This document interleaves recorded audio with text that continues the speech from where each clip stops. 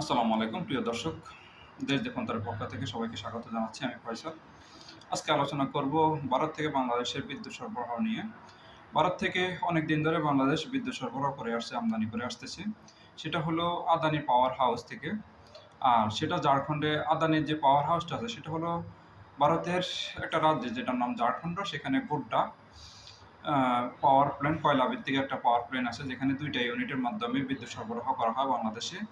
আর সেই ২টা ইউনিট থেকে ১৪০০ থেকে ১৫০০ মেগাওয়াট বিদ্যুৎ বাংলাদেশে প্রতিদিন আমদানি করা হয়। এখন গত বৃহস্পতিবারে তাদের যে ২টা ইউনিট ছিল তার একটা ইউনিট বন্ধ হয়ে গেছে তাদের বকেয়া বিল দেওয়া হয়নি বলে, এবং তাদের বকেয়া পরিশোধ না করার কারণে তারা সেটা কয়লা কিনতে না পারার কারণে তাদের একটা ইউনিট বন্ধ হয়ে গেছে, এবং আরেকটা ইউনিট হয়তোবা আগামী ৭ তারিখের মধ্যে নভেম্বরের ৭ তারিখের মধ্যে তারা বন্ধ করে দিবে বলে একটা নিউজ এসছে টাইম অফ ইন্ডিয়াতে, যেটাতে বলা হয়েছে যদি আগামী ৭ তারিখের মধ্যে ৮৫ কোটি টাকা তাদের পরিশোধ করা না হয়, বকেয়া পরিশোধ করা না হয়, তাহলে তারা বিদ্যুৎ সরবরাহ বন্ধ করে দিবেন। তবে এর মধ্যে আরেকটা কথা বলবো, আমাদের যে অন্তর্বর্তীকালীন সরকারের যারা আছেন তারা কিন্তু সর্বোচ্চ চেষ্টা করতেছেন তাদের বকেয়া বিলগুলো পরিশোধ করার জন্য। অক্টোবরে $৯৬ মিলিয়ন তাদেরকে পরিশোধ করা হয়েছে, যেটা সেপ্টেম্বরের তুলনায় অক্টোবরে ডাবল ছিল, এবং এই মুহূর্তে বাংলাদেশকে বলা হয়েছে যে তারা যেন ১৭ কোটি টাকা তাদেরকে পরিশোধ করা হয়, তাহলে হয়তোবা তারা কন্টিনিউ চালিয়ে যাবে বিদ্যুৎ সরবরাহ। বাট সেটা কিন্তু একটা চুক্তির মাধ্যমে হয়েছিল তাদের সাথে যে তারা কোন ব্যাংকের মাধ্যমে কোন ব্যাংকের মাধ্যমে তাদেরকে পরিশোধ করবে টাকাটা।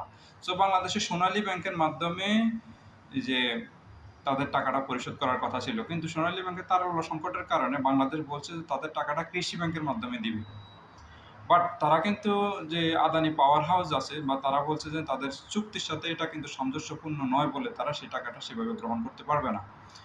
এখন এই টাকাটা এভাবে গ্রহণ করতে না পারলে আমাদের জন্য বেশ একটা অস্বস্তির কারণ, এবং আমাদের দেশে এখনই অলরেডি কিছুটা লোডশেডিং দেখা যাচ্ছে। বাট সামনে হয়তোবা যদি তারা বন্ধ করে দেয় তাহলে হয়তো আমাদের জন্য এটা একটা বেশ বড় প্রকট আকার ধারণ করতে পারে, যেহেতু আমাদের যে রামপাল আছে, পায়রা আছে বা এসএস পাওয়ার ওয়ান আছে, যেগুলো বিদ্যুৎ উৎপাদন করে, যে বিদ্যুৎ উৎপাদন করে অলমোস্ট ১২৫০-এর উপরে প্রত্যেকটা বিদ্যুৎ কেন্দ্র থেকে বিদ্যুৎ উৎপন্ন হয়। তারপরেও আমাদের অন্ততপক্ষে আরও ১৪০০ থেকে ১৫০০ মেগাওয়াট বিদ্যুৎ আমাদের দরকার। সেজন্য আমরা সেই সরবরাহটা করে থাকি ভারত থেকে। বাট সেটা যদি বন্ধ করে দেওয়া হয় সেটা আমাদের অবশ্যই আমাদের শিল্প কলকারখানা বা আমাদের বাসাবাড়ির জন্য এটা অবশ্যই আমাদের একটা দুর্ভোগ পোহাতে হবে প্রত্যেকের জন্য। তবে সেটা অবশ্যই সর্বোচ্চ চেষ্টা করে যাচ্ছে আমাদের উপদেষ্টা সরকার, অন্তর্বর্তীকালীন সরকার।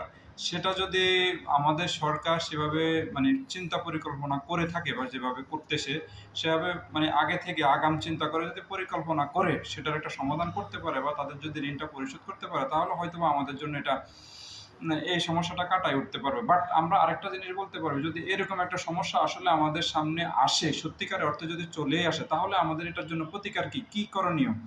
সেটার জন্য আমাদের এই অন্তর্বর্তীকালীন সরকার কতটা প্রস্তুতি নিছে সেটাই আমাদের জন্য সবচেয়ে বড় বিষয়। আরেকটা বিষয় বলব যে আদানি যেভাবে টাকার জন্য চাপ দিচ্ছে এটা কিন্তু জুলাইয়ের আগে কিন্তু সেটা করা হয়নি। এখন হাসিনা সরকার যাওয়ার পর থেকে তারা কিন্তু একটু দুশ্চিন্তা বা অনিশ্চয়তার মধ্যে আছে তাদের টাকাটা পরিশোধ করবে কিনা। বাট সেরকম সদিচ্ছা কিন্তু আমাদের অন্তর্বর্তীকালীন সরকারের আছে, অবশ্যই আছে। এটা আমরা দেখতেছি, সর্বোচ্চটা দেখতেছি তাদের থেকে।